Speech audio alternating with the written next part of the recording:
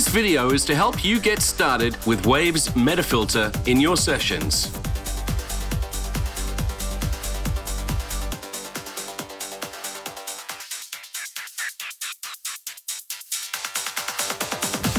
I'm going to take you through all of the plugin sections so that you can understand exactly what they do.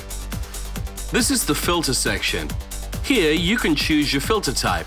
We give you 6 different options: low pass, high pass, band reject, which cuts the frequencies at and around the cutoff point, a comb filter, which uses a very fast delay line to alter the harmonic content, and an amplifier to either cut or boost the level of your signal. Over here in the global section, spread determines the cutoff offset between your left and right channels and increases the stereo separation on that track. Smooth is going to help you control whether your changes in frequency and resonance are either more or less abrupt. The drive knob lets you overdrive the filter input. Crush reduces the sample rate of the signal coming out of the filter. This is the frequency and resonance section. The large frequency knob controls the bass frequency that you're going to be modulating.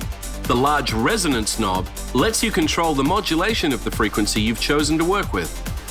The follow fader on each of these is a waveform envelope follower. It will follow the input, and you can smooth this out using the smooth knob at the top of the plugin if it's too abrupt for you. The LFO fader controls the depth of the modulation, and the sequence fader controls how much that section is being led by the sequence section below. SLP controls your slope to either 12 dB per octave or 24. KBD is short for keyboard. When you turn this on, incoming MIDI notes you play are used to offset the selected frequency, delay, and gain control.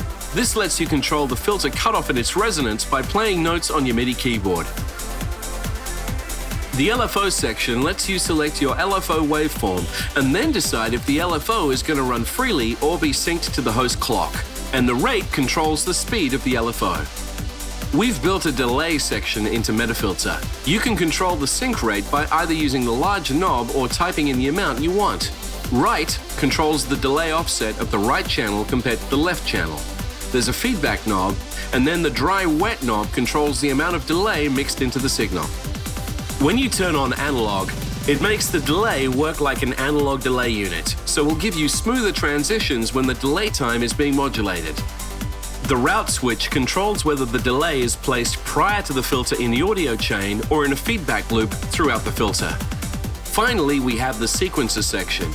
The selector at the top determines whether you're using the drag or draw feature, as seen here.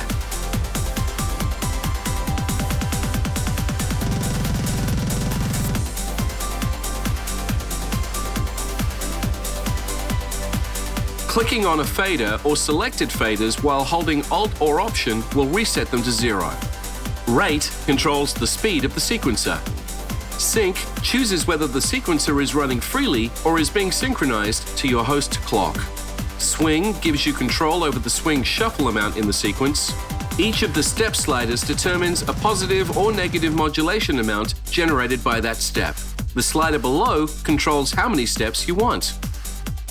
So there you have a quick run-through of all of the sections in Wave's MetaFilter. Have fun.